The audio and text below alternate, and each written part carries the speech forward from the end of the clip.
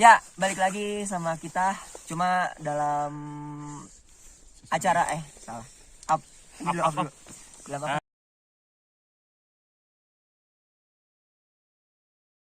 Ya, assalamualaikum warahmatullahi wabarakatuh. Kali ini kita berada di apa namanya ini? Surken ya. Surya Kencana. Surya Kencana, trek Via Putri. Dan kali ini kita akan menceritakan tentang kejadian yang kemarin dan malam tadi, dimana banyak sekali cerita yang menarik yang akan kalian dengarkan. Cerita pertama mungkin bisa diceritakan oleh Agam selaku ketua yang paling tertua di sini. Oke, baik. Buat teman-teman semua, jadi pada pendakian kali ini kita mendapatkan sekali berbagai macam musibah, mulai dari cuaca yang sangat ekstrim sehingga terjadi sesuatu yang tidak diinginkan. Salah satunya hipotermia yang terjadi pada rekan kami, yaitu Bung Tomo. Bung, Hai.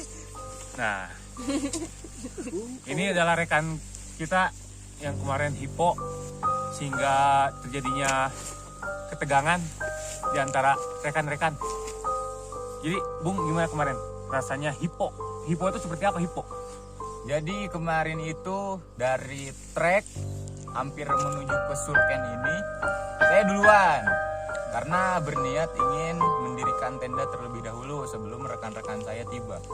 Tapi sebelum sampai itu terjadi hujan yang sangat lumayan besar, dan di situ saya segera mendirikan tenda sambil hujan-hujanan di situ. Tenda pun akhirnya basah, banjir, keril pun sama, isinya pun apalagi tidak tertolong. Pada saat itu saya mendirikan tenda kurang lebih 5-10 menit. Kemudian rekan-rekan saya tiba, tenda sudah berdiri, mereka pun ikut membantu mendirikan tenda yang lain. Tapi sayangnya di situ mungkin saya merasakan hawa dingin yang berlebihan. Tanpa hujan pun di gunung itu sudah kalian ketahui pasti udaranya di bawah 5 derajat Celcius. Tapi berhubung ada badai, jadi dinginnya itu lebih menusuk gitu ke dalam relung hati yang paling dalam. Wow, mungkin teman-teman yang sudah merasakan hipotermia tahu bagaimana rasanya. Di tangan, di kaki, bahkan di sekujur tubuh itu tidak bisa dirasakan. Di kepala seperti ini tuh tidak bisa merasakan kulit itu seperti apa. Beda dengan biasanya. Bahkan yang lebih parah jika hipotermia itu kita merasakan kaku, tidak bisa bergerak sama sekali. Di situ yang saya lihat ketika saya sadar, rekan-rekan saya berada di dekat saya sambil memeluk. Saya dibungkus mungkin agar menghindari hipotermia itu, tapi saya tidak sadarkan diri saat itu. Jadi ketika saya sadar, saya posisi sudah tidak memakai pakaian dan di situ saya dirungkup oleh beberapa kain agar hangat. Ya, seperti itulah. Jadi hipotermia itu bisa menyebabkan kita tak sadarkan diri yang lebih parah. Mungkin jika teman-teman saya tidak menolong, wah lewat. Begitu. Kejadian yang kemarin itu sebenarnya dramatis banget nih teman-teman. Kita itu udah nggak tahu mau ngapain lagi. Dari badai udah menerjang terus menerus, tenda baru didiriin satu, sedangkan yang satu teman kita ini hipotermia. Kita bingung mau ngapain. Ya dengan sangat terpaksa semua tas kita alung-alungin ke dekat pohon dan kita ambil semua peralatan kita, pokoknya sebutuhnya untuk menghangatkan teman kita ini. Andai dipikirkan, saya tidak tahu maksudnya semua itu akan selamat atau enggak kalau misalnya kita nggak buru-buru untuk menyelamatkan teman kita ini.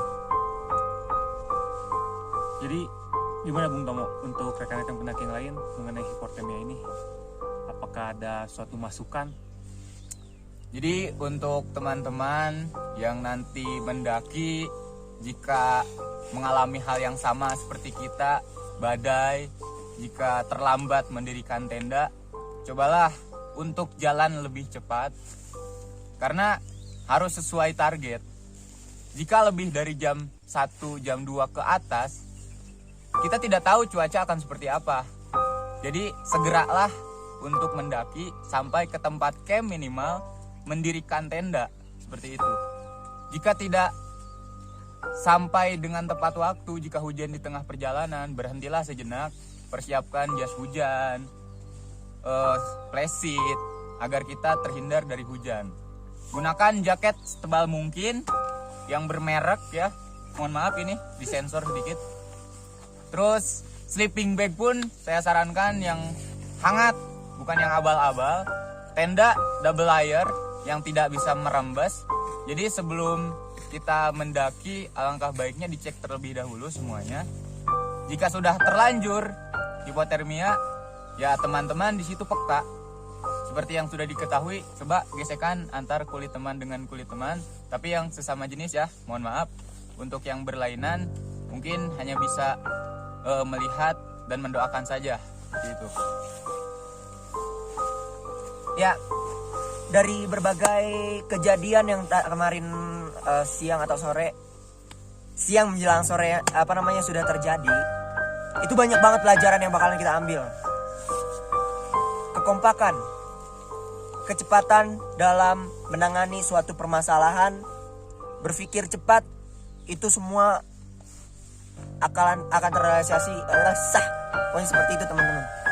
Jadi buat teman-teman di sini harus memperhatikan mana-mana saja yang harus memang kebutuhan yang wajib ada ketika kalian ingin mendaki itu seperti apa.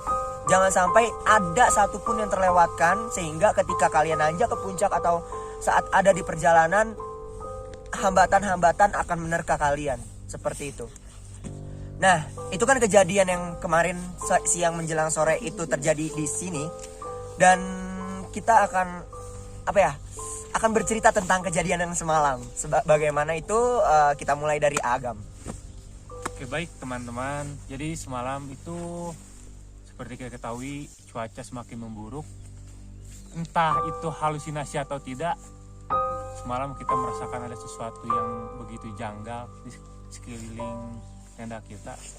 Tapi Allahualam, kita selalu berdoa minta perlindungan pada Allah Subhanahu wa taala agar selalu diberikan perlindungan. Dan mungkin entah teman-teman juga merasakan atau tidak, yang jelas kalau pribadi saya merasakan sesuatu yang aneh di tempat ini. Tapi pada pagi ini alhamdulillah kita semua dapat berkumpul lagi. Ya mungkin pada intinya untuk pendakian kali ini sungguh sangat berkesan. Banyak sekali pelajaran yang didapat yang tidak pernah kita rasakan. Ketegangan, kesedihan, rasa kasih sayang itu tumbuh pada saat itu. Ya benar. Itu yang kejadian yang semalam. Mungkin Bang Tommy, bagaimana tanggapannya tentang semalam? Semalam itu kita ngopi-ngopi karena kita kan beda tenda. Ya. Yang saya lihat di tenda ini sudah terlelap terlebih dahulu. Dan di sana di tenda sebelah saya tidur terakhir, mungkin teman-teman saya mendahului. Di situ mungkin terdengar suara gelebat ya. Yang saya dengar itu seperti itu. Ternyata itu playseat terbawa oleh angin. Sengaja kita taruh di sebelah timur agar anginnya itu tidak masuk ke dalam tenda. Tapi setelah suara itu hilang, bes. Playseat itu rasanya memang menurut saya itu terbang. Oh berarti nggak ada yang namanya suara kelebat lagi. Tapi di tengah malam sekitar pukul 1 atau 2, mungkin ya sekitaran jam segitu, di kepala saya ini nih yang tadinya kering karena kan saya pakai upluk begini, di sleeping bag juga ada, entah mengapa tiba-tiba bes, dingin sekali kepala saya dan rasanya seperti ada sesuatu pluk. Saya nggak berpikir ada Bagas. Kenapa? Karena di Gunung Gede ini yang saya tahu nggak ada Bagas. Tapi nggak tahu sih, saya juga nggak melihat keluar karena pertama dingin, terus juga saya takut terjadi hal-hal yang tidak diinginkan. Pokoknya di kepala saya ini bes, dingin, nggak tahu itu kenapa. Mungkin dari rekan-rekan saya yang lain merasakan seperti itu atau tidak, saya tidak tahu. Ya seperti itu kejadian yang semalam. Sungguh mistis tapi sedikit dramatis. Oke, mungkin begitu saja yang kita dapat sampaikan dari siang sampai malam. Mungkin tambahannya dalam video yang selanjutnya yang lebih lengkap. Stop. Jadi malam kita badai ya Ya, benar. Betul. dari kemarin sore ya. Sangat badai, hujannya lebat sekali. Gimana nih? Sungguh sangat menegangkan. Tips-tips buat para pendaki untuk menghindari hipotermia seperti apa, Bung? Oke, yang pertama, jangan panik. Betul. Yang kedua, kita segera mencari solusi untuk mengatasi rekan kita ini kena hipo. Yang pasti kita harus tetap berdoa. Dan yang terakhir, Anda jangan lupa membawa rambut seperti ini hingga Anda terhindar dari hipotermia. Mantap. Terima kasih telah menonton ini. Assalamualaikum warahmatullahi wabarakatuh.